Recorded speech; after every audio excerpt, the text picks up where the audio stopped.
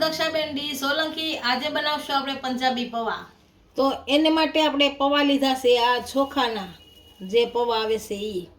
સેવ લીધી છે આપણે, કાંદા અને ટમેટાનું કટિંગ કરીને લીધું છે આ રીતનું, મરચાંનું કટિંગ કરીને લીધું છે આ રીતનું, શિંગદાણા શેકીને લીધા છે આપણે, રાઈ, મીઠું, હળદર, લીંબુ નાખવું હોય તો જ નાખી શકાય, અને ધાણા।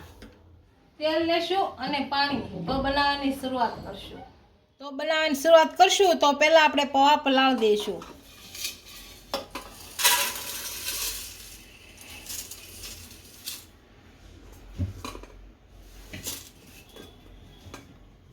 બહુ નથી પલાળવાના, થોડા થોડા પલાળવાના છે।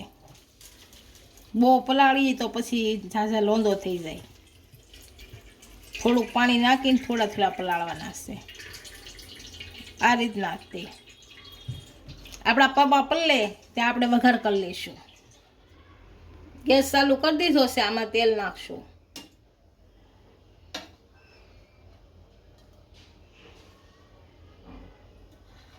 કેમ કે પૌવામાં જોઈએ જ તે, એટલે 3.5 પાવડા નાખશું તેલ। આપણું તેલ ગરમ થઈ ગયું છે, આમાં રાઈ નાખશું।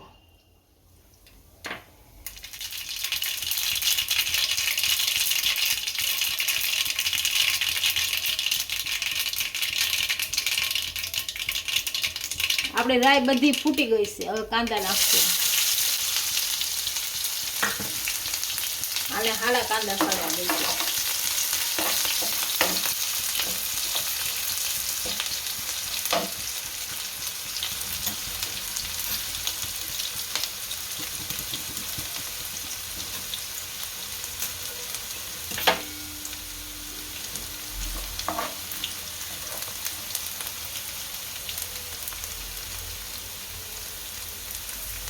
હવે મરચાં નાખશું, આને ચડવા દઈશું।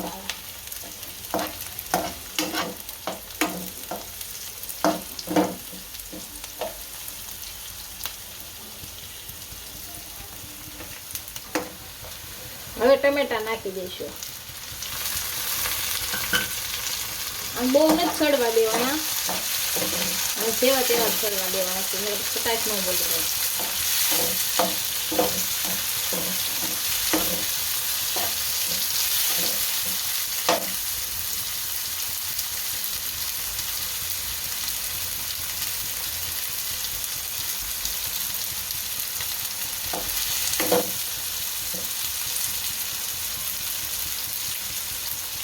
હવે આપણે સિંગદાણા જે શેક્યા હતા એ નાખી દઈએ, અને હલાવી નાખશું સારા।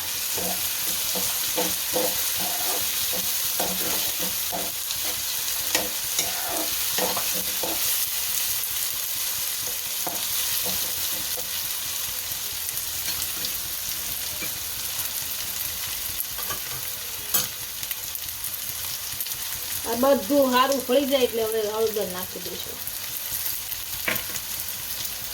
પછી મીઠું,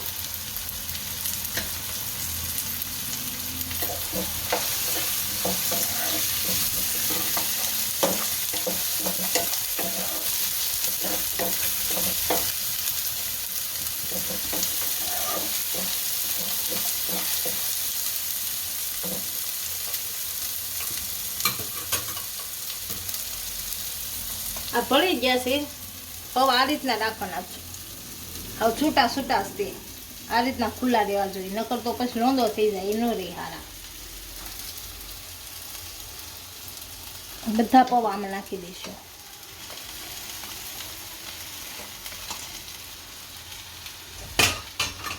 આને ભેળવી નાખશું હારા।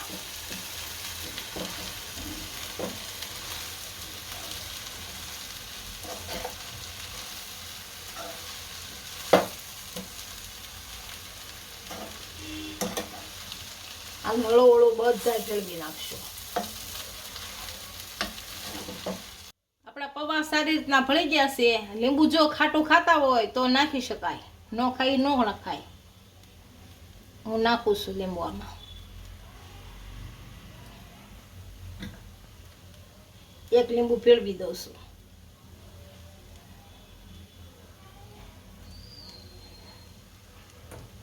થોડાક ધાણા નાખશું.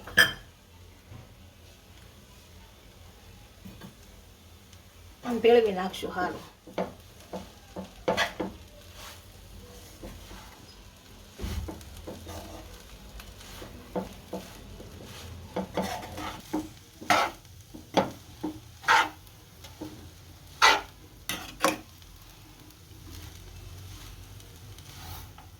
પૌવા આપણા સરી ગયા છે સારી રીતના.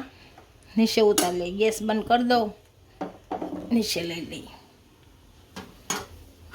આપણા પંજાબી પૌવા તૈયાર થઈ ગયા છે. એક ડીશમાં સર્વ કરી લઈશું.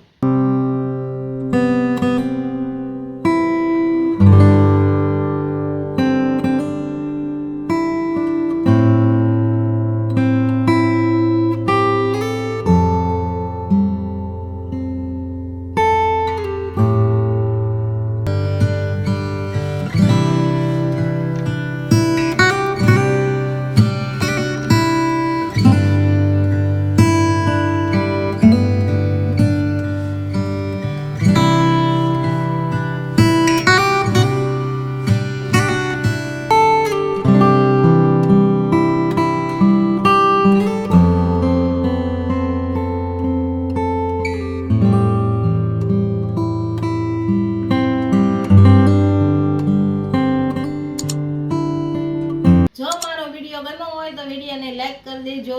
ઇન્સ્ટાગ્રામ અને ફેસબુક ફોલો કરવા નહીં ભૂલતા. મળીએ નવા વિડીયો સાથે.